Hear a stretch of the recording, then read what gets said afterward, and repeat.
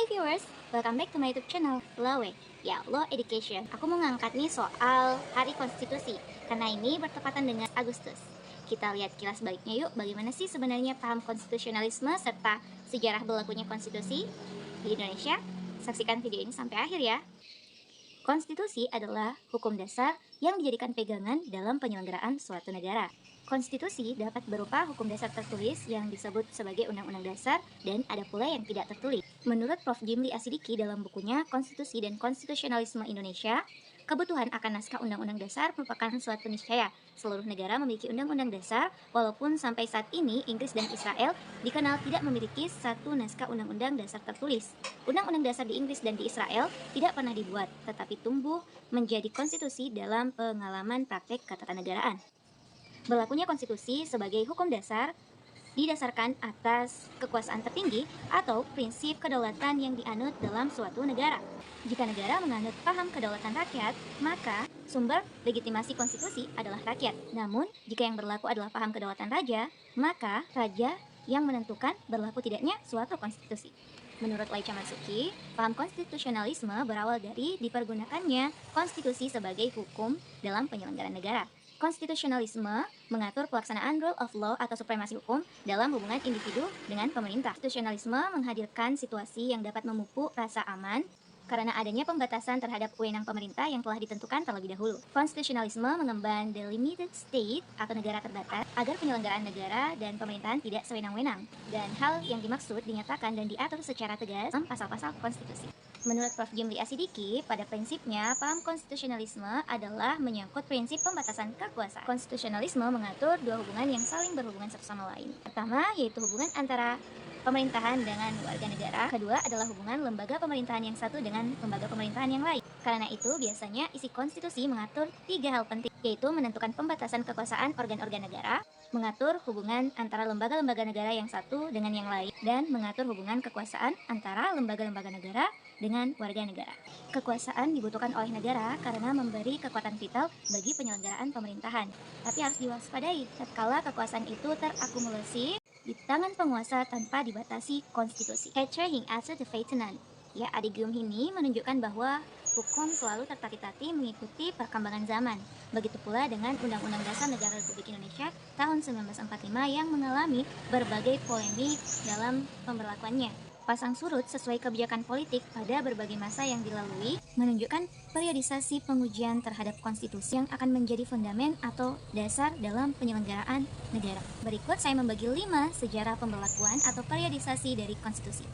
Untuk periode pertama yaitu periode Undang-Undang Dasar 1945 dengan rentang waktu 18 Agustus 1945 hingga 27 Desember 1949. Periode kedua yaitu periode Konstitusi Republik Indonesia Serikat dengan rentang waktu 27 Desember 1949 sampai 17 Agustus 1950. Pada kali ini Republik Indonesia menjadi negara serikat. Ya, karena Indonesia harus menghadapi ancaman serangan Belanda yang kembali ingin berkuasa di Indonesia. Belanda mencoba memecah belah negara Republik Indonesia dengan mendirikan negara-negara bagian seperti negara Sumatera Timur, negara Jawa Timur, negara Pasundan, dan yang lainnya.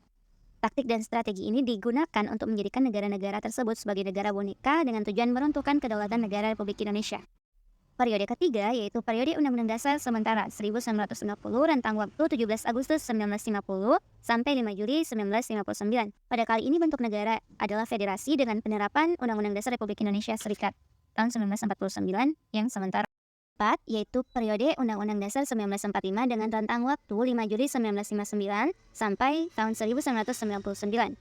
Adanya Dekret Presiden nomor 150 tanggal 5 Juli tahun 1959 berlakulah kembali Undang-Undang Dasar 1945 di wilayah seluruh negara kesatuan Republik Indonesia. Periode kelima yaitu periode Undang-Undang Dasar Negara Republik Indonesia tahun 1945 dengan rentang waktu tahun 1999 sampai sekarang.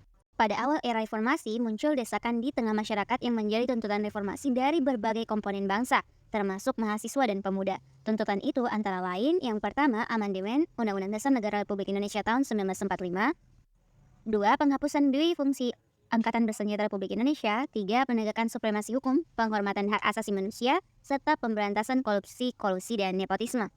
Keempat, desentralisasi dan hubungan yang adil antara pusat dan daerah atau otonomi daerah. Kelima, mewujudkan kebebasan pers. Dan keenam, mewujudkan kehidupan demokrasi.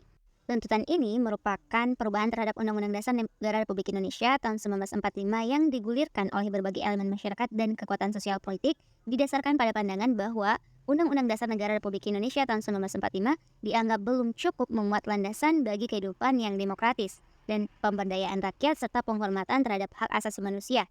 Selain itu, di dalam terdapat juga pasal-pasal yang menimbulkan multitafsir dan membuka peluang bagi penyelenggaraan negara yang otoriter, sentralistik, tertutup, dan korupsi-kolusi nepotisme yang menimbulkan merosotnya kehidupan nasional di berbagai bidang kehidupan. Perubahan Undang-Undang Dasar Negara Republik Indonesia tahun 1945 pertama kali dilakukan pada Sidang Umum Majelis Permusyawaratan Rakyat tahun 1999 yang menghasilkan perubahan pertama dan setelah itu dilanjutkan dengan perubahan kedua pada Sidang Tahunan MPR tahun 2000 serta perubahan ketiga pada tahun 2001 dalam sidang tahunan MPR dan perubahan keempat pada sidang tahunan MPR tahun 2002. Dan ditinjau dari segi sistematika, Undang-Undang Dasar 1945 sebelum perubahan itu terdiri dari 3 bagian, termasuk penamaannya, yaitu pertama, pembukaan atau preambul, yang kedua, batang tubuh, dan yang ketiga, penjelasan. Adapun setelah perubahan, Undang-Undang Dasar Negara Republik Indonesia tahun 1945 terdiri dari 2 bagian, yaitu pembukaan dan pasal-pasal. Sehingga perubahan Undang-Undang Dasar Negara Republik Indonesia tahun 1945 yang dilakukan mencakup 21 bab, 73 pasal, 170 ayat, 3 pasal aturan peralihan, dan 2 pasal aturan tambahan. Dan perubahan itu juga memuat antara lain pengaturan prinsip checks and balances system, penegakan otonomi daerah, penyelenggaraan pemilihan umum, penyelenggaraan kekuasaan kehakiman yang merdeka, pengaturan institusi lainnya terkait dengan hal keuangan dan lain-lain dalam rangka penyempurnaan penyelenggaraan ketatanegaraan. Sekian. Jangan lupa like, komen, share, dan subscribe karena dukungan kalian sangat berharga. Terima kasih.